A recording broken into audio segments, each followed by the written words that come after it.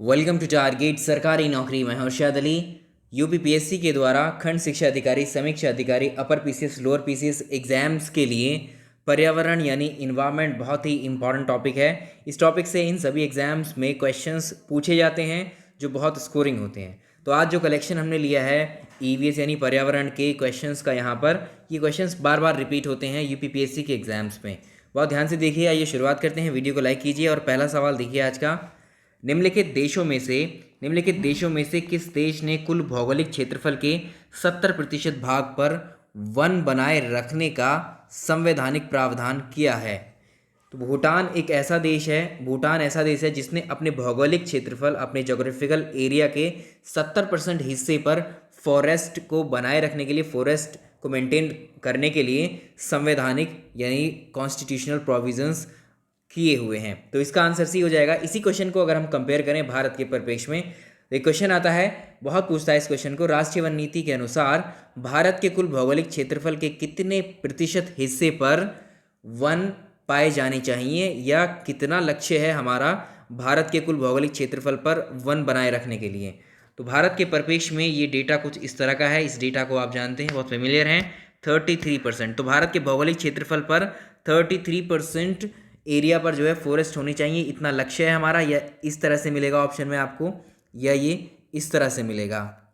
तो भूटान की अगर हम बात करें तो भूटान ने जो 70% इनका टारगेट है ये अचीव भी किया है। और भारत का टारगेट अपने भौगोलिक क्षेत्रफल पर 1/3 हिस्से पर, भौगोलिक क्षेत्रफल का, या 33% हिस्से पर वन यानी फॉरेस्ट कवर, हमें इतना लक्ष्य है लगाना हमारा। लेकिन वर्तमान की जो भारत की वन स्थिति रिपोर्ट है, Indian state of forest report 2019 के अकॉर्डिंग, ये इतना हमारा लक्ष्य है। अभी हम कहाँ तक पहुँच गए हैं? तो हमारे देश में जो टोटल फॉरेस्ट कवर है, total forest cover and tree cover अभी कितना है भारत देश में हमारे? 24.56% ये है। यानी इस गोल से अभी हम लगभग 10% पीछे हैं, आप ये कह सकते हैं। तो ये वर्तमान का डेटा आपको रखना है। भारत में टोटल फॉरेस्ट और ट्री कवर अभी 24.56% हैं टोटल जोग्राफिकल एरिया के, जिसमें खाली अगर आप देखें, खाली ओनली टोटल फॉरेस्ट कवर आप देखें तो फॉरेस्ट कवर कितना है? 21.67% है। और ट्री कवर आप बचा हुआ जो रेस्ट वो ट्री कवर में आएगा, कितना होगा? 2.89%। ये डेटा बिल्कुल लेटेस्ट है, भारत की वर्तमान वन स्थिति रिपोर्ट के अकॉर्डिंग है, ये 2019 के अकॉर्डिंग। चलिए अब नेक्स्ट सवाल की तरफ चलते हैं। ये एडिशनल क्वेश्चन है इसके।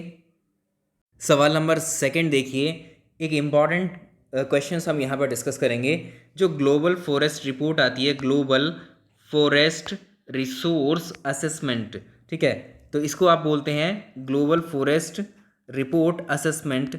इसके अकॉर्डिंग क्या है, जैसे हम अपने देश में बता रहे हैं Indian state of forest ISFR के अकॉर्डिंग जो डेटा हम डिस्कस कर रहे हैं 2019 का, वो हमारे देश के परिप्रेक्ष्य में है।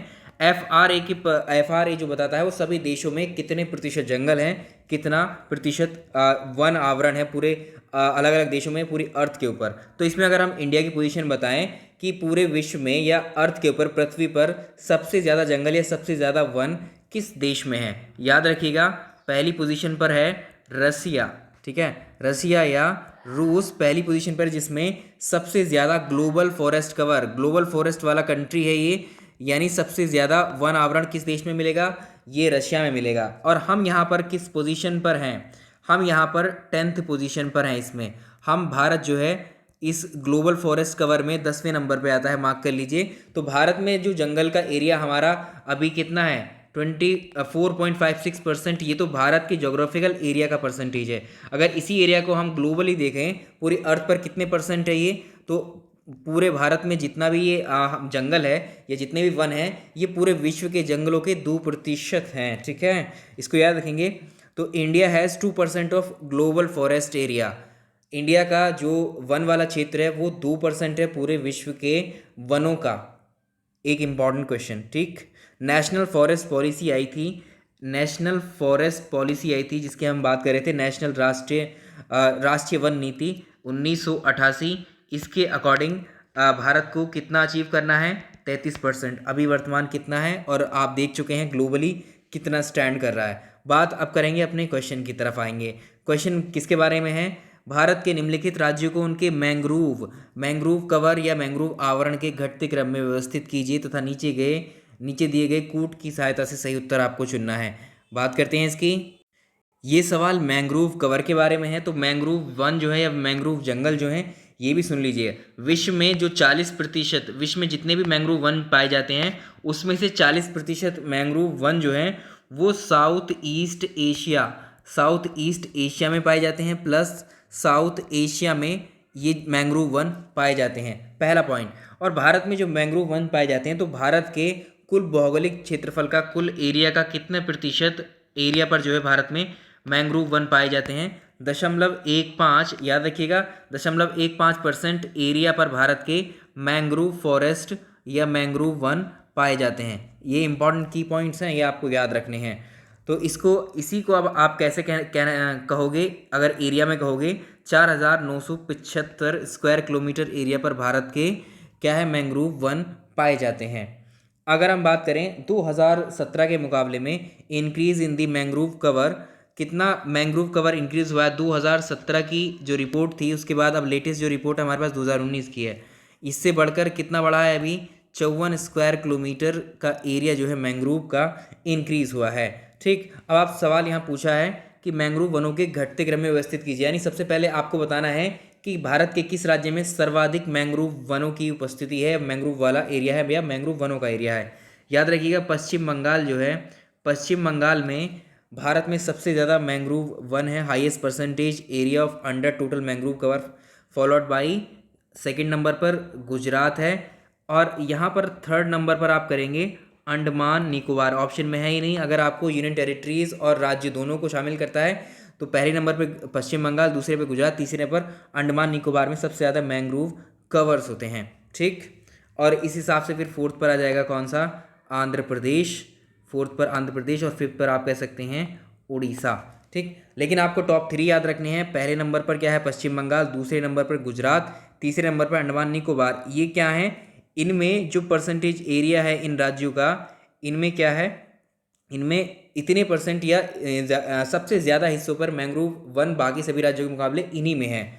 अब बात करते हैं, तो इसमें आप जो है ये चुन लेंगे, इसका आंसर कौन सा हो जाएगा? देखिए 4, यहाँ पर देखिए हमने अंडमान और निकोबार को भी इंट्रोड्यूस किया है। ठीक है, ये तो हमारा हो गया इसके हिसाब से। अगर इन ऑप्शंस के हिसाब से जाएंगे तो आपका आंसर हो जाएगा 4, यानी इस सबसे ज़्यादा इसमें 4, फिर गुजरात, फिर इसके बाद आंध्रा, फिर इसके बाद में उड़ीसा। तो ये डिफरेंस है इन क्वेश्चन का।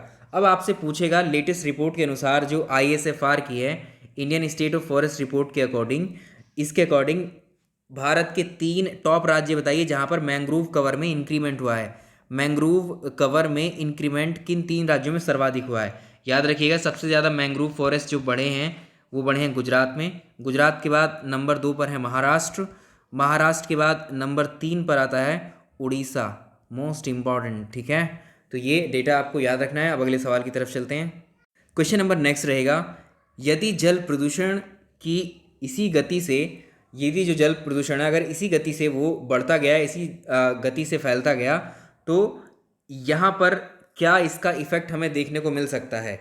अगर जल प्रदूषण जिस स्तर से आज बढ़ते जा रहा है, यानी हमारे नदियों का जल, हमारा पीने का जो पानी है, चाहे नदियों का है, समुद्र का है, झीलों का, जिस तरह से उसमें से पोल्यूशन ऐड होता जा रहा है, अगर ऐसे ही होता चला गया तो इसका आगे हमें क्या इफेक्ट देखने को मिलेगा? अगर आप ऑप्शन डी को देखें, इसमें जो जलीय जीवन के लिए ऑक्सीजन है, जलीय जीवन के लिए जो ऑक्सीजन है, ऑक्सीजन की उपलब्धता कम होती चली जाएगी। इंपॉर्टेंट है, मार्क कर लीजिएगा। क्वेश्चन का आंसर हो जाएगा इसमें डी। अगला सवाल नंबर नेक्स्ट रहेगा, नीलगिरी की जो मेघ बकरियां होती हैं, नीलगिरी की मेघ बकरियां कहाँ पाई जाती हैं? मेघ बकरियों का सबसे ज़्यादा जो आपको डेंसिटी मिलेगी वो ये नेशनल पार्क है, Eravikulam national park. Eravikulam national park ये कहाँ पर है, ये भी पूछ सकता है लोकेशन। तो ये केरल में है। केरल के इराविकुलम नेशनल पार्क के अंदर जो नीलगिरी की मेघ बकरियां हैं ये सर्वाधिक पाई जाती हैं, ऑप्शन ए। अगला सवाल देखिए, सवाल नंबर अगला बहुत इंपॉर्टेंट है। निम्नलिखित राज्य समूहों में से किस में वन यानी फॉरेस्ट कुल भौगोलिक क्षेत्रफल के 75% से अधिक क्षेत्रफल पर आच्छादित हैं? यानी वो स्टेट्स आपको बताने हैं जिन स्टेटों के जो कुल एरिया हैं वहाँ के, उन एरिया के स्टेट के एरिया का 75% पर या 75% से अधिक क्षेत्रफल पर वन ही फैले हुए हैं। ठीक है, तो 3 आपको स्टेट यहाँ पर बतानी है, याद रखिएगा। अगर हम बात करें किसकी, देखिए ये भी याद रखना है डेटा आपको। सबसे इम्पॉर्टेंट मिज़ोरम। मिज़ोरम जो है, मिज़ोरम के अंदर जो क्षेत्रफल वन वाला क्षेत्रफल है वो 85.41% है। अगर सेकंड नंबर पे हम बात करें तो सेकंड नंबर पे आता है अरुणाचल प्रदेश। अरुणाचल प्रदेश में जो जंगल या फॉरेस्ट कवर हैं ये सब आपके 79 या नियरली हम कह सकते हैं कितना, ये 80% के पास है। अगर तीसरे नंबर की बात करें, थर्ड नंबर पे मेघालय, थर्ड नंबर पर है मेघालय। तो मेघालय में 76.33% फॉरेस्ट कवर हैं। फोर्थ नंबर पे हम बात करेंगे मणिपुर की। मणिपुर में जो जंगल हैं, मणिपुर के जो जंगल हैं इसमें 75.46% जंगल हैं। और फिफ्थ पोजीशन पर आप कहेंगे नागालैंड। ठीक है, तो ये 75% से अबव वाले हैं सारे, 75 से अबव वाले हैं ये आपको याद रखने हैं। ऑप्शन देखिए सेकंड नंबर, इसमें देखें अगर हम बात करें किसकी, अरुणाचल प्रदेश की, अरुणाचल प्रदेश में कितना है, ये रहा अरुणाचल, और अगला है मणिपुर में, मणिपुर है, और नागालैंड में। ये तीनों ऑप्शन में हमें मिल रहे हैं। ऑप्शन बी इसका सही आंसर रहेगा। बाकी ऑप्शंस आप चेक कीजिए, उसमें असम में ये नहीं आता 75%, ना एमपी आता है। ठीक है, तो इसमें ऑप्शन बी करेक्ट आंसर रहेगा। अगले सवाल की तरफ चलते हैं अपने। सवाल नंबर नेक्स्ट, ये जितने भी क्वेश्चन देखे हैं ये हर साल रिपीट होते हैं, कई कई बार कई कई एग्जाम्स में साल भर में जो होते रहते हैं सब में रिपीटेशन आपको देखने को मिल जाएगा जब आप प्रीवियस ईयर देखेंगे पेपर्स।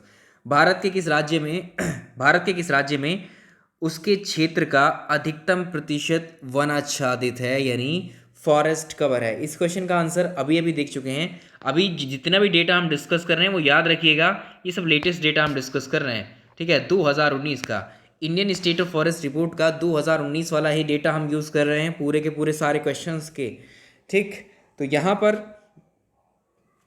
अभी जस्ट हमने देखा है जो मिज़ोरम है, मिज़ोरम के अंदर कितने परसेंट एरिया है, सबसे ज़्यादा जो है इसी पर है 85.41%।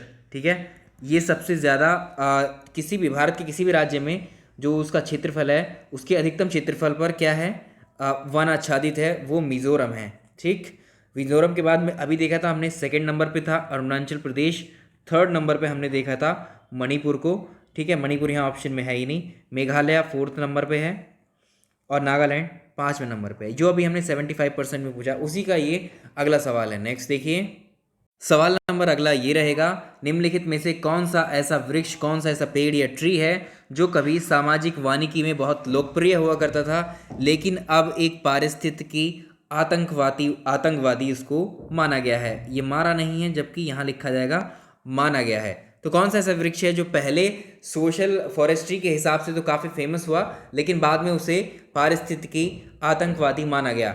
ये पेड़ आप जानते हैं, बहुत फेमिलियर हैं इस पेड़ से, ये यूकेलिप्टस का पेड़ है। आपके गाँवों में या लोकल लैंग्वेज में आप इसे जानते हैं सफ़ेदा।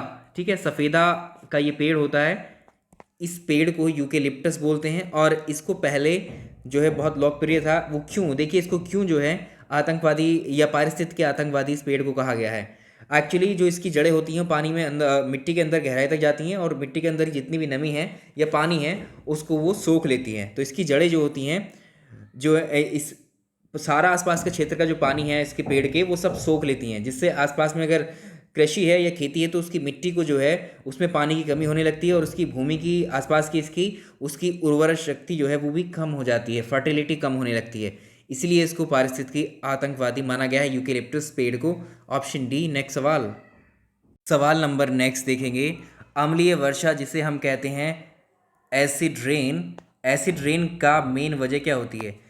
एयर पॉल्यूटेंट्स या पॉल्यूशन हमने डिस्कस किया था, उसमें हम डिस्कस कर रहे थे जो मेन पॉल्यूटेंट्स होते हैं एयर पॉल्यूटेंट्स, जिसमें नाइट्रोजन के ऑक्साइड और सल्फर के ऑक्साइड मिलकर के जो हैं एसिड रेन का फॉर्मेशन कर लेते हैं। तो नाइट्रोजन के जो ऑक्साइड हैं या फिर नाइट्रोजन ऑक्साइड कहिए, सल्फर ऑक्साइड, इसके ऑक्साइड्स मिलकर जो है नाइट्रोजन सल्फर के एसिडिक रेन का फॉर्मेशन करते हैं। इसका ऑप्शन सी हो जाएगा। नेक्स्ट देखेंगे अगला सवाल।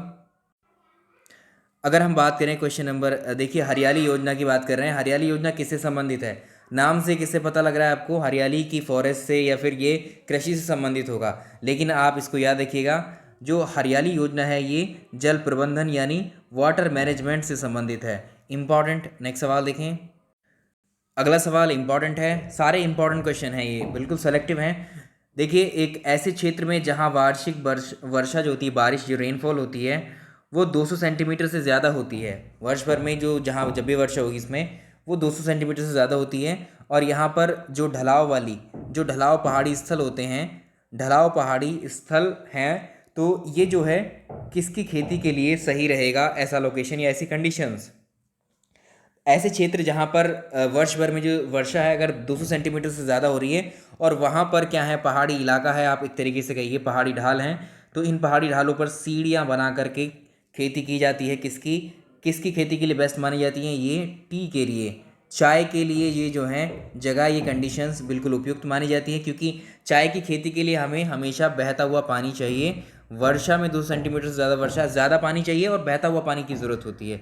2 सेंटीमीटर वर्षा में बहुत जल होता है, और ये जल जो है अगर यहाँ सीढ़ियाँ बना देते हैं इन पहाड़ी क्षेत्रों में, तो ये जल बहता बहता नीचे आता रहता है, जो कि इस टी क्रॉप के लिए बहुत फ़ायदेमंद होता है, इसकी ग्रोथ के लिए। नेक्स्ट सवाल नंबर अगला रहेगा, बहुत ही इम्पॉर्टेंट है।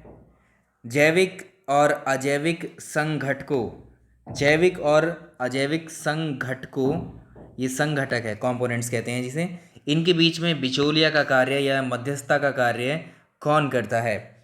ये सवाल बहुत ज़्यादा इंपॉर्टेंट है। देखिए, हम जानते हैं जो हमारा पारिस्थितिकी तंत्र है या इकोसिस्टम जो होता है, इकोसिस्टम 2 तरह के कंपोनेंट से बन के मिलकर के बनता है। एक में होते हैं बायोटिक कंपोनेंट और दूसरे होते हैं अबायोटिक कंपोनेंट। बायोटिक, तो इसमें जो जैविक हैं ये कहलाते हैं बायोटिक, और जो अजैविक हैं वो कहलाते हैं अबायोटिक। यानी इसमें ये क्या होते हैं, सजीव होते हैं बायोटिक में जितने भी कंपोनेंट्स हैं, और ये इसमें निर्जीव कंपोनेंट्स होते हैं। अगर हम बात करें जितने भी निर्जीव और सजीव कंपोनेंट्स या संगठक हैं अर्थ के ऊपर, सजीव में कौन कौन से आएंगे? देखिए, ह्यूमन आएंगे, एनिमल्स आएंगे, बर्ड्स आएंगे, सब कुछ जो जीवित हैं वो सजीव में। निर्जीव में जितने भी सामान हम इस्तेमाल करते हैं, ठीक है, हमारे घर हैं, हमारे पेड़, मिट्टी, पानी, ये सब निर्जीव में आएंगे। इनके साथ दोनों का जब इंटरेक्शन होता है, एक दूसरे के साथ ये इंटरेक्शन करते हैं, जो क्रियाकलाप करते हैं, उसे हम क्या कहते हैं? इकोसिस्टम कहते हैं। इकोसिस्टम में जैसे सन है, सन एनर्जी है, ये क्या है? एक इसका अबायोटिक कंपोनेंट है, एक निर्जीव इसका संघटक है।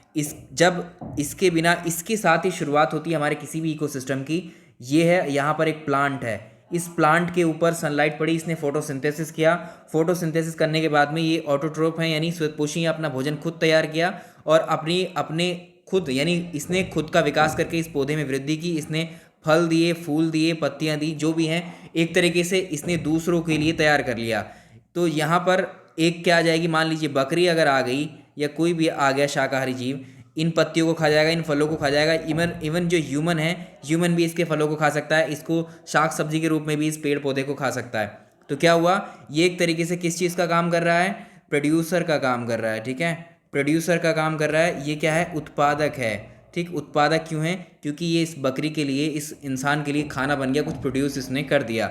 ये क्या था? ये नॉन लिविंग था, यानी ये इसका अबायोटिक कंपोनेंट था। ये सन एनर्जी, सनलाइट जो थी, ये अबायोटिक कंपोनेंट थी। और ये क्या है? बकरी, ह्यूमन वगैरह, ये सब क्या एनिमल्स, ये क्या है? Biotic component.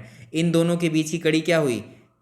उत्पादक हुए। यानी ग्रीन प्लांट्स क्या होते हैं? उत्पादक होते हैं। तो इसमें आप आसानी से कर सकते हैं, इसका आंसर हो जाएगा उत्पादक, ठीक है। तो इसमें ऑप्शन में डालेंगे आप उत्पादक, यानी कि प्रोड्यूसर्स। तो प्रोड्यूसर्स क्या है? बिचौलिए का कार्य करते हैं, मध्यस्थता के कार्य करते हैं। बहुत इंपॉर्टेंट था ये क्वेश्चन। हमने जो आपको एक ईवीएस का, इन्वायरमेंट स्टडीज़ का एक कोर्स करवाया, उसमें ये सब हमने बहुत डिटेल में डिस्कस किया। जिन लोगों ने पढ़ा है, वो कोर्स देखा है, वो लोग जरूर जान रहे होंगे। नेक्स्ट सवाल की तरफ चलेंगे। सवाल नंबर अगला रहेगा, निम्नलिखित में से कौन मानव जनित जीवों का एक उदाहरण है? ह्यूमन, यानी आप कह सकते हैं ये जो मानव जनित या आर्टिफिशियल जीवोम या बायोम्स जो होते हैं, उसका एग्जाम्पल बताना है। तो इसमें जो फसली भूमियाँ होती हैं, या कृषि वाली, जो कृषि के लिए जो खेत होते हैं, कृषि योग्य जो भूमि होती है जिस पर कृषि की जाती है, वही सब क्या कहलाते हैं? ये मानव जनित जीवों में शामिल किए जाते हैं, ठीक है। अब नेक्स्ट चलेंगे अगला सवाल की तरफ। अगला सवाल क्या है? मानव एवं जैव मंडल कार्यक्रम मैन एंड बायोस्फीयर प्रोग्राम किसके द्वारा प्रारंभ किया गया था? इंपॉर्टेंट मार्क कर लीजिए, क्वेश्चन कई बार पूछा हुआ है आपके एग्जाम में। तो इसको स्टार्ट किया था किसने? यूनेस्को के द्वारा। यूनेस्को के द्वारा इसको स्टार्ट किया गया था। इसका आंसर बी हो जाएगा। अगला देखें। अगला बहुत ही सिंपल सा क्वेश्चन है आपके लिए।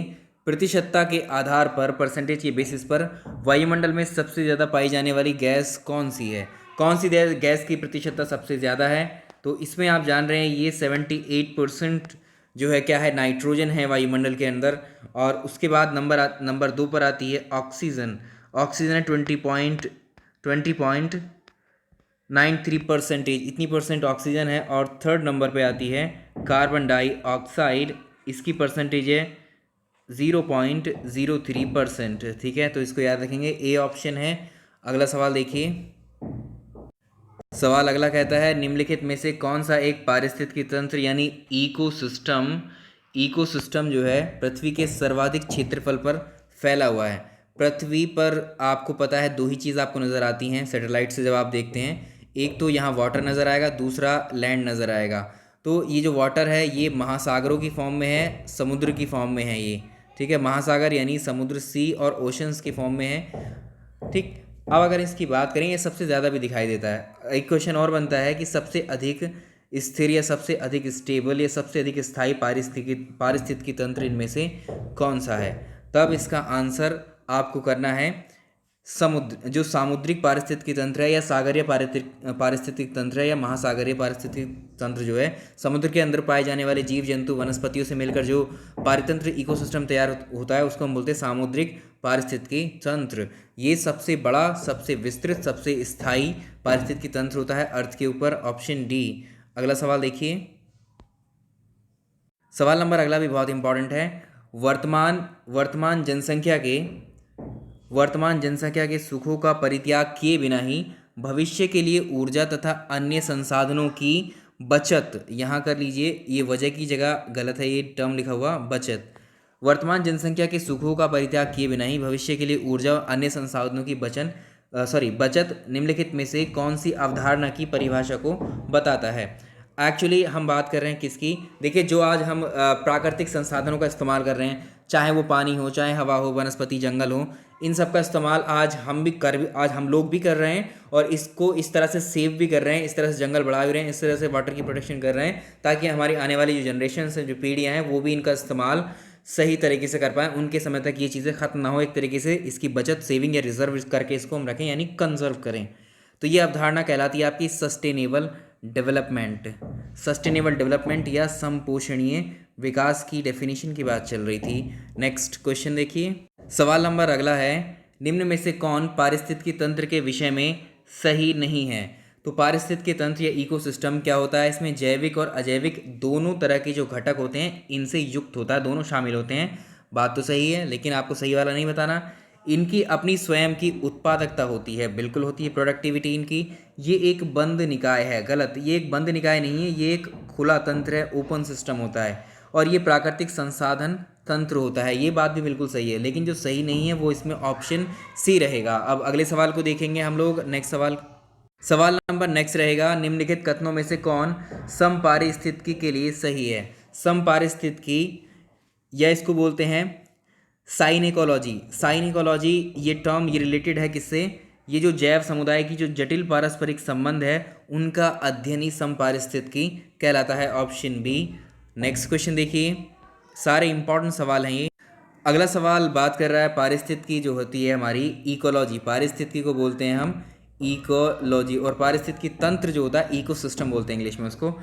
निम्नलिखित में से किसके बीच के पारस्परिक संबंधों का अध्ययन होता है? अभी हमने बात की थी सजीवों और निर्जीवों के बीच में, यानी बायोटिक और अबायोटिक कंपोनेंट्स के बीच में क्या होता है, ये एक पारस्परिक क्रियाओं का संबंध होता है। तो जैसे जीव या इन्वायरमेंट, अब जो हमारे एनिमल्स हैं, ठीक है, जो जीव जंतु हैं, जीव जंतुओं का, सजीवों का अपने वातावरण, अपने पर्यावरण के साथ जो इंटरेक्शन है, क्रियाएं हैं, या एक दूसरे का जो इस्तेमाल करते हैं, एक दूसरे काम जो आते हैं, उससे जो संबंध स्थापित होता है वो इकोलॉजी। इस तरह की स्टडी जब हम करते हैं सजीवों और निर्जीवों के बीच में, जीवों और उनके जीव और उसके चारों ओर के पर्यावरण या वातावरण का जब अध्ययन करते हैं तो वो इकोलॉजी ही कहलाता है। Option A. नेक्स्ट अगला सवाल कह रहा है निम्नलिखित में से किसने गहन पारिस्थितिकी शब्द का प्रयोग किया था डीप इकोलॉजी का? ये थे अर्नीस्ट नेस के द्वारा किया गया था। अगला सवाल नंबर अगला है निम्नलिखित आर्द्र क्षेत्रों में, जो आर्द्र क्षेत्र को इंग्लिश में बोलते हैं वेटलैंड्स, निम्नलिखित वेटलैंड्स में से किन्हें रामसर का दर्जा प्राप्त है? तो देखिए रामसर जो है ये एक जगह का नाम है। ये कहाँ पर है? रामसर जगह कहाँ पर है? ये ईरान में है। ईरान में एक कन्वेंशन हुआ था इस जगह पर जिसे हम कहते हैं रामसर कन्वेंशन। तो ये किस चीज़ पर बेस्ड था? Ramsar convention on wetlands. ठीक है, कन्वेंशन ऑन वेटलैंड्स किसको कहा जाता है? रामसर कन्वेंशन को कहा जाता है। साल 1971 में ये कन्वेंशन हुई थी। और ये किस लिए हुई थी? जो सभी क्षेत्रों में या सभी देशों में जो हमारी जो आर्द्र भूमियाँ होती हैं, जो दलदली क्षेत्र हैं, उनकी प्रोटेक्शन के लिए, उनके संरक्षण के लिए ये हुआ था। तो भारत में कितनी ऐसी रामसर साइट्स हैं आपको बतानी है। Total number of Ramsar sites in India, आप इसका आंसर करेंगे 37 हैं भारत में रामसर साइट्स। यहाँ पर आपको ऑप्शन में 4 दी हैं। ठीक है, तो ये वेटलैंड्स हैं। रामसर साइट्स क्या होती हैं? तो वेटलैंड्स यानी दलदली क्षेत्रों को ही हम क्या कहते हैं? Ramsar sites.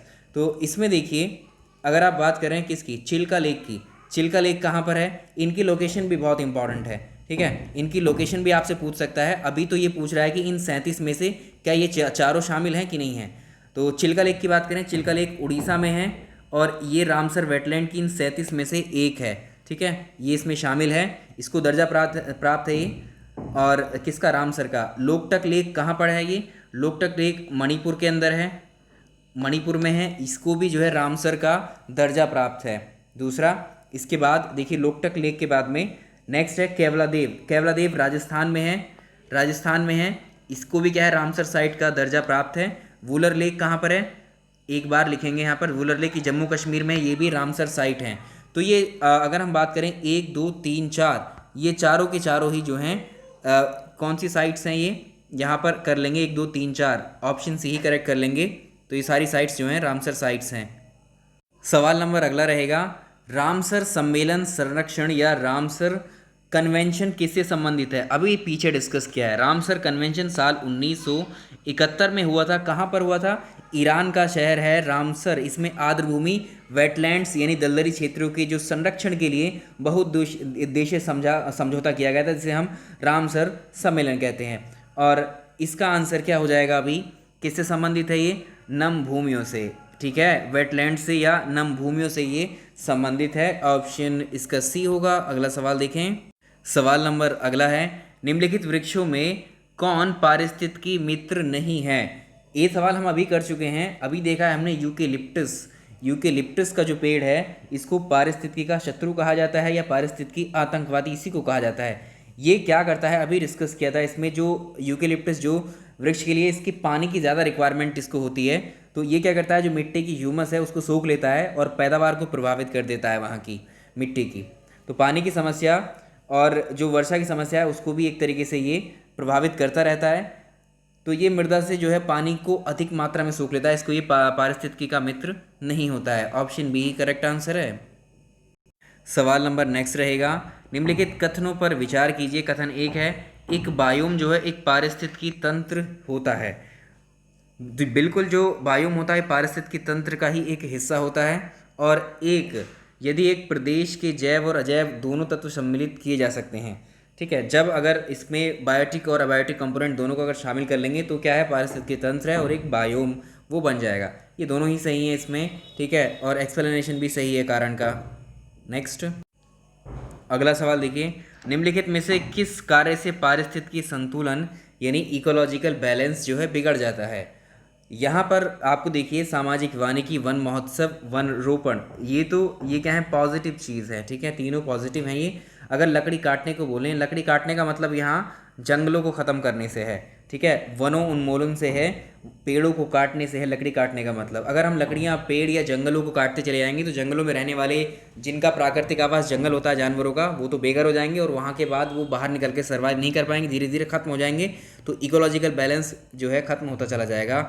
नेक्स्ट सवाल नंबर अगला है पारिस्थितिकी तंत्र यानी इकोसिस्टम में एक पोषण स्तर से दूसरे पोषण स्तर में ऊर्जा जो होती है, ऊर्जा का स्थानांतरण जो होता है, उसमें उसकी ऊर्जा की मात्रा घटती है या कम होती है, बढ़ती है, स्थिर रहती है।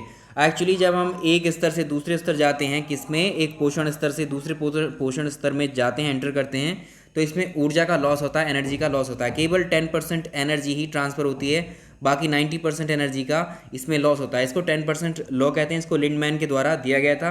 तो इसमें पारिस्थितिकी तंत्र में एक पोषण से दूसरे पोषण पर जब आप जाएंगे तो ये ऊर्जा घटती चली जाएगी। अगला सवाल नंबर नेक्स्ट देखिए, किसी पोषक स्तर को अपने पूर्व स्तर से लगभग कितने प्रतिशत ऊर्जा मिलती है। इस सवाल को अपने पिछले क्वेश्चन में ही देखा है अभी। किसी भी पोषण स्तर पर जब आप जाएंगे, किसी भी फूड चेन में आप जब जाएंगे तो एनर्जी का जो ट्रांसफ़र होता है, मान लीजिए 100% एनर्जी है तो एनर्जी 100% में से केवल 10% ही ट्रांसफ़र होती है, 90% उसमें लॉस हो जाता है। इतनी एनर्जी गायब हो जाती है, किसी काम की नहीं होती है। ठीक है, तो इतना जो है ट्रांसफ़र होता है, इतनी ऊर्जा का स्थानांतरण होता है, जिसे हम 10% लॉ के माध्यम से देखते हैं। तो ये आंसर हो जाएगा 10%, याद रखिएगा। नेक्स्ट सवाल देखें। सवाल नंबर अगला है, पारिस्थितिकी तंत्र के जैविक घटकों में से कौन सा उत्पादक है। उत्पादक मतलब प्रोड्यूसर है। अभी डिटेल में डिस्कस किया था एक क्वेश्चन को हमने, प्रोड्यूसर कौन होते हैं, ग्रीन प्लांट्स, हरे पौधों को ही हम क्या कहते हैं, जैविक कंपोनेंट्स में ये क्या होते हैं, हमारे ग्रीन प्लांट्स को हम प्रोड्यूसर या उत्पादक कहते हैं। अगला सवाल, पारिस्थितिकी निकाय में ऊर्जा का प्राथमिक source, primary source of energy, earth के ऊपर प्राइमरी सोर्स ऑफ एनर्जी कौन होता है। इसका आंसर हो जाएगा, इसका आंसर रहेगा सन यानी सूर्य। सूर्य क्या है इसका, सौर ऊर्जा ही क्या होती है, प्राथमिक सोर्स ऑफ या प्राइमरी सोर्स ऑफ एनर्जी इसको कहते हैं। सवाल नंबर नेक्स्ट है, एक जो फूड चेन होती है, फूड चेन में जो मनुष्य है, मानव है, उसको हम क्या कहेंगे। देखिए फूड चेन में मनुष्य जो है शाकाहारी भी है और मांसाहारी भी, एक्चुअली सर्वाहारी होता है। तो ये प्राथमिक यानी प्राइमरी, इसको हम बोलेंगे प्राथमिक और द्वितीयक दोनों उपभोक्ताओं की तरह ये वर्क करता है। तो प्राइमरी एंड सेकेंडरी कंज्यूमर कहलाता है फूड चेन में ये मानव या ह्यूमन या हम लोग। ऑप्शन डी इसका नेक्स्ट आंसर देखिए। नेक्स्ट सवाल देखिए। सवाल नंबर अगला रहेगा, पारिस्थितिकी तंत्र में उच्चतम हाईएस्ट पोषण स्तर पर कौन किसको प्राप्त होता है। इसमें हाईएस्ट जो आपका पोषण स्तर पर कौन सा रहता है इसमें, तो इसमें रहेगा आपका, देखिए इसमें 3 रहेंगे, सॉरी हाईएस्ट में जैसे आपको मानव है, मानव ने क्या किया इसमें, अभी ये शाकाहारी भी है और ये मांसाहारी भी है, इसको हम सर्वाहारी बोलते हैं, दोनों चीज़ें खा सकता है, इसलिए इसको ऊपर रखा जाता है इसमें। तो ये अपना भोजन जो है पौधों से जंतु दोनों से ही प्राप्त करता है, इसका मतलब सर्वाहारी को ही इसमें पारिस्थितिकी तंत्र में उच्चतम पोषण प्राप्त होता है। अगला सवाल नंबर नेक्स्ट देखेंगे, एक पारिस्थितिकी तंत्र में कौन प्राथमिक उपभोक्ता है यानी प्राइमरी कंज्यूमर है। नीचे दिए गए उत्तरों से सही का पहचान करनी। तो प्राइमरी कंज्यूमर क्या होते हैं, प्राइमरी कंज्यूमर जो हमारे जो प्लांट्स होते हैं, ये प्लांट यहाँ पर देखिए जो प्लांट्स होते हैं जो हरे पेड़ पौधों को खाते हैं वो क्या होते हैं, प्राइमरी कंज्यूमर होते हैं, जिसमें चींटी आ जाएगी, हिरन आ जाएगा। तो इसमें 1 और 2 ये दोनों सही रहेगा। अगले सवाल की तरफ चलेंगे अपने। सवाल नंबर अगला है, पारिस्थितिकी तंत्र के निम्नलिखित में से कौन सा घटक जैव तथा अजैव जगतों के बीच में मध्यस्थ की भूमिका निभाता है। इस क्वेश्चन को अभी देखा है हमने, डायरेक्टली आप आंसर कर सकते हो। इसका ए ऑप्शन हो जाएगा, इसका उत्पादक या इसको बोलते हैं प्रोड्यूसर। नेक्स्ट अगला सवाल रहेगा, निम्नलिखित में से कौन सा कथन सही है। जैव मंडल में जो है बायोस्फीयर में जो पारिस्थितिकी तंत्र है, इसमें ऊर्जा का प्रवाह केवल एक दिशा में होता है। ठीक है, यूनिडायरेक्शनल फ्लो ऑफ एनर्जी होता है इसमें। ठीक है, तो इसको याद रखेंगे। अगला सवाल, पारिस्थितिकी तंत्र में जो तत्वों का चक्रण है, जो भी हमारे बायोटिक अबायोटिक कंपोनेंट्स हैं, ठीक है, इनका एक दूसरे के साथ रिलेशन या इनका यूज इस्तेमाल, इस सब को क्या कहा जाएगा। तो ये होते हैं जैव भू रासायनिक चक्र, जैव भू रासायनिक चक्र। तो इसमें आंसर हो गया इसका बी ऑप्शन सही है। नेक्स्ट सवाल नंबर अगला है, पारिस्थितिकी तंत्र में जो ऊर्जा का पिरामिड होता है वो सदैव किस तरह का होता है। तो पारिस्थितिकी तंत्र में जो ऊर्जा का पिरामिड है वो हमेशा सीधा बनता है, और पिरामिड में जो पोषण के स्तर होते हैं उसमें ऊर्जा घटती चली जाती है। कितनी %, एक लेवल से आप दूसरे लेवल में जब आएंगे तो 10% एनर्जी ही पहुंचेगी, 90% लॉस रहेगा। Option D. अगला सवाल नंबर अगला है, इंपॉर्टेंट है, निम्नलिखित में से कौन वायु प्रदूषण यानी एयर पोल्यूशन का जैविक सूचक बायो इंडिकेटर का प्रसिद्ध उदाहरण है। इस क्वेश्चन को हमने पहले भी किया है, इसका आंसर हो जाएगा लाइकेन। लाइकेन वायु प्रदूषण के बायो इंडिकेटर होते हैं। एक प्रकार का ये सिम्बायोटिक एसोसिएशन होता है किसका? कवक, कवक और शैवाल, इन दोनों का सिम्बायोटिक एसोसिएशन होता है, ये गठबंधन होता है एक तरीके से, ठीक है। तो जिस जगह पर भी ये इस बात का इंडिकेटर होता है, जैव विविधता वालों जहाँ डाइवर्सिटी होगी वहाँ पर अगर लाइकेन्स मौजूद है, इसका मतलब आप समझिएगा वहाँ पर वायु प्रदूषण नहीं है। जहाँ वायु प्रदूषण आना शुरू हुआ वहीं से जो है ये लाइकेन्स जो है कम होना शुरू हो जाते हैं, ठीक है। तो जहाँ ज़्यादा वायु प्रदूषण होगा वहाँ लाइकेन रह ही नहीं सकते हैं, ठीक है। तो ए ऑप्शन हो जाएगा। सवाल नंबर नेक्स्ट है, मानव गतिविधियों से परिवर्तित पर्यावरण कहलाता है। मानव की गतिविधियों से ह्यूमन जनित जो पर्यावरण बनेगा, एनवायरनमेंट बनेगा, उसको बोलेंगे एंथ्रोपोजेनिक पर्यावरण। एंथ्रोपोजेनिक पर्यावरण क्वेश्चन के रूप में ही देख लीजिए इसको। नेक्स्ट सवाल नंबर अगला है, ग्रीन केमिस्ट्री का क्या अर्थ है? ग्रीन केमिस्ट्री का अर्थ वह अभिक्रियाएं होती हैं जो घातक रसायन होते हैं आपके, और घातक रसायनों के उत्पादन और उपयोग में कमी लाने से संबंधित है। क्या? ग्रीन केमिस्ट्री या हरित रसायन। ऑप्शन बी सही आंसर। अगला सवाल, सवाल नंबर नेक्स्ट है, निम्नलिखित में से किस देश में सर्वाधिक एसिडिक रेन या एसिड रेन या अम्लीय वर्षा सबसे ज़्यादा किस देश में होती है? इस क्वेश्चन का आंसर आप जानते हैं, पहले भी किया गया है क्वेश्चन। नॉर्वे है ये। नॉर्वे जो देश है इसमें सबसे ज़्यादा एसिडिक रेन होती है, इसका ऑप्शन सी। नेक्स्ट अगला सवाल देखें, तेजाब वर्षा, इसी को हम क्या बोलते हैं? अम्लीय वर्षा, इसी को एसिड रेन बोलते हैं। ये पर्यावरण में निम्नलिखित प्रदूषण से होती है। देखिए एक ही क्वेश्चन को अलग अलग तरीके से पूछा गया है और कुछ नहीं है। हमने बताया था कि नाइट्रोजन के ऑक्साइड, ठीक है, और सल्फर के ऑक्साइड, इनके संयोजन से बनती है एसिड रेन। Option D. सवाल नंबर अगला देखिए, इंपॉर्टेंट है, भारत के कुल भौगोलिक क्षेत्र में वन क्षेत्र का सबसे कम प्रतिशत कहाँ पर पाया जाता है? 4 स्टेट्स दी हैं और ये चारों स्टेट्स ऐसे हैं जिनमें बहुत ही कम 1% पाया जाता है, यानी total forest cover. Total forest cover यानी वनावरण, इसमें सबसे कम देखिए हरियाणा का है 3.62%। हरियाणा के कुल क्षेत्रफल का 3.62% इसके एरिया पर वन पाए जाते हैं, टोटल फॉरेस्ट कवर है। पंजाब में भी इसी के जैसा है, 3.67 है। राजस्थान में 4.68% है, और उत्तर प्रदेश में जो वन है वो 6.1% है। तो सबसे कम किस में हो गया? हरियाणा में हो गया। नेक्स्ट सवाल चलेंगे। सवाल अगला रहेगा, किस प्रकार के प्रदूषण से बचाव के लिए ग्रीन मफलर का उपयोग किया जाता है? ग्रीन मफलर क्या होते हैं? एक्चुअली जो रोड होती हैं, सड़कें होती हैं, जो ऐसी जगहों पर ग्रीन मफलर जो है, जो जब से ज़्यादा आबादी वाले जो होते हैं, जो जहाँ पर डेंसिटी ज़्यादा होती है, ऐसी जगहों पर, ऐसे शहरों में जो सड़कें होती हैं, इन सड़कों के किनारे जो पेड़ पौधे हम लगा देते हैं, ठीक है, इन्हीं को हम ग्रीन मफलर बोलते हैं। तो जो नॉइज़ वगैरह इन ट्रांसपोर्ट व्हीकल्स की वजह से आती है, जो शोर होता है, वो इनको एब्जॉर्ब कर लेते हैं ये पेड़। इन्हीं पेड़ों को हम बोलते हैं ग्रीन मफलर। तो ये ध्वनि शोर से यानी नॉइज़ पॉल्यूशन से बचाव के लिए ग्रीन मफलर लगाए जाते हैं। इसका आंसर हो जाएगा। तो एक तरीके से ये पेड़ जो है ध्वनि को एक तरीके से फिल्टर करते हैं, और एक तरीके से ध्वनि प्रदूषण को कम करने की एक टेक्निक है ये। इसका आंसर डी है। अगला सवाल अगला रहेगा, जो झीलें होती हैं, झीलों में जो पोषक तत्व होते हैं, न्यूट्रिएंट होते हैं, न्यूट्रिशन जो होता है, इसमें इसकी जो प्रचुरता है ये कहलाती है यूट्रोफिकेशन। यूट्रोफिकेशन कई बार क्वेश्चन बना है। सवाल नंबर नेक्स्ट, विश्व जैव विविधता दिवस, वर्ल्ड बायोडाइवर्सिटी डे, कब मनाया जाता है? इसका आंसर आप कर सकते हैं, 22 मई को इसको सेलिब्रेट किया जाता है। 22 मई को विश्व जैव विविधता दिवस मनाया जाता है। ऑप्शन बी इसका सही आंसर है। अगला देखें, पर्यावरण के संदर्भ में भारत में पाए जाने वाले हॉटस्पॉट कौन से हैं? पर्यावरण के संदर्भ में भारत में पाए जाने वाले हॉटस्पॉट कितने? भारत में 4 हॉटस्पॉट हैं।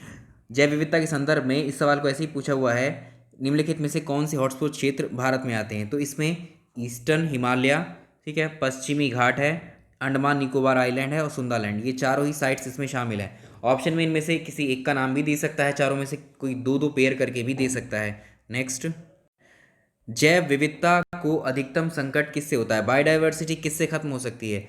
अगर हम नेचुरल हैबिटेट्स, जो प्राकृतिक आवास हैं, और वनस्पतियों को खत्म कर दें, विनाश कर दें, उनको डिस्ट्रॉय कर दें, तो जैव विविधता खतरे में पड़ जाती है। नेक्स्ट सवाल अगला है, वो गैस का नाम बताना है जो धान के खेत से, जो पैडी फील्ड से उत्सर्जित होती है और भूमि तापमान में वृद्धि कर देती है। मीथेन गैस है, ये ग्रीन हाउस गैस है। अगला देखें, अगला है ग्रीन हाउस इफेक्ट जो होता है, ग्रीन हाउस में सब्जियों की जो खेती की जाती है उसका मुख्य उद्देश्य क्या होता है?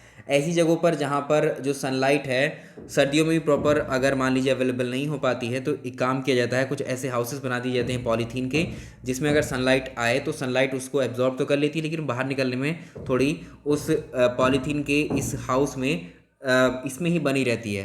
ठीक है, तो जो पौधे होते हैं वो इसके अंदर लगा दिए जाते हैं और वो अपनी ग्रोथ और वृद्धि करते हैं। तो जो अन्य ऋतु में उत्पादन प्राप्त करना, यानी बेमौसम में जो फलों का, सब्जियों का, फूलों का उत्पादन जो है, सब्जियों की खेती करने को ही ग्रीन हाउस का मेन पर्पस होता है। नेक्स्ट एक सवाल है, बहुत इंपॉर्टेंट है, कई तरह से पूछा हुआ है, 3 तरह से यहाँ दिखाया हुआ है। जो ग्रीन हाउस इफेक्ट है, हरित गृह प्रभाव से वातावरण में निम्नलिखित में से कौन सा परिवर्तन होता है? यही ऐसे पूछा हुआ है कि पर्यावरण में ग्रीन हाउस प्रभाव से जो है वृद्धि होती है किसमें? तो हरित गृह प्रभाव का मुख्य घटित या घटक क्या होता है? तो जो वायुमंडल में जब कार्बन डाइऑक्साइड की मात्रा बढ़ती जाती है तो उससे क्या होता है? ग्रीन हाउस इफेक्ट या ग्रीन हाउस प्रभाव में वृद्धि होती है। इसका ऑप्शन ए हो जाएगा। सवाल नंबर अगला, निम्नलिखित में से कौन सी ग्रीन हाउस गैस नहीं है? तो इसमें जो ऑक्सीजन है, ऑक्सीजन ग्रीन हाउस गैस नहीं होती है, बाकी तीनों ग्रीन हाउस गैस है। नेक्स्ट, वैश्विक तापमान या फिर ग्लोबल वार्मिंग के लिए सबसे ज़्यादा उत्तरदायी गैस कौन सी मानी जाती है? तो कार्बन डाइऑक्साइड और मीथेन दोनों ही क्या है? ग्रीन हाउस गैसेस हैं। ग्रीन हाउस गैसेस हैं, ये दोनों ही जिम्मेदार मानी जाती है मोस्टली वैश्विक तापमान या ग्लोबल वार्मिंग के लिए। नेक्स्ट, ग्रीन हाउस गैसों का उत्सर्जन करने में जिस देश का सर्वाधिक योगदान है वो चाइना है। अगला सवाल नंबर नेक्स्ट है, ऊपरी वायुमंडल की ओजोन परत, ओजोन लेयर का क्षरण या डिप्लीशन निम्नलिखित में से किसकी वजह से हो रहा है? या इसी सवाल को ऐसे पूछा गया, ओजोन छिद्र का कारण क्या है, यानी ओजोन होल जो हो रहा है ये किस वजह से हो रहा है? कौन सा रसायन है जो ऊपरी वायुमंडल में ओजोन क्षरण के लिए उत्तरदायी है? ये सवाल 3 तरह से ऐसे ऐसे पूछा गया है, तो इसमें क्लोरोफ्लोरोकार्बन, इन तीनों क्वेश्चन का आंसर यही होगा। क्लोरोफ्लोरोकार्बन जो है इसकी वजह से, CFC की वजह से ही क्या हो रहा है? ये ओजोन डिप्लीशन में जिम्मेदार है। नेक्स्ट, अगला सवाल देखिए, ओजोन लेयर जो होती है कहाँ पर अवस्थित है? जो 5 लेयर्स हैं हमारी एटमॉस्फेयर की, ये समताप मंडल में है, स्ट्रेटोस्फीयर में है, समताप मंडल में है ओजोन लेयर। नेक्स्ट, ये आज का आखिरी सवाल रहेगा। वीडियो लाइक ज़रूर कर दीजिएगा। याद से, वायुमंडल में उपस्थित जो ओजोन परत होती है वो क्या अवशोषित कर लेती है? तो ये अल्ट्रावायलेट रेडिएशन को, पराबैंगनी किरणों को अवशोषित कर लेती है ओजोन लेयर हमारे एटमॉस्फेयर में।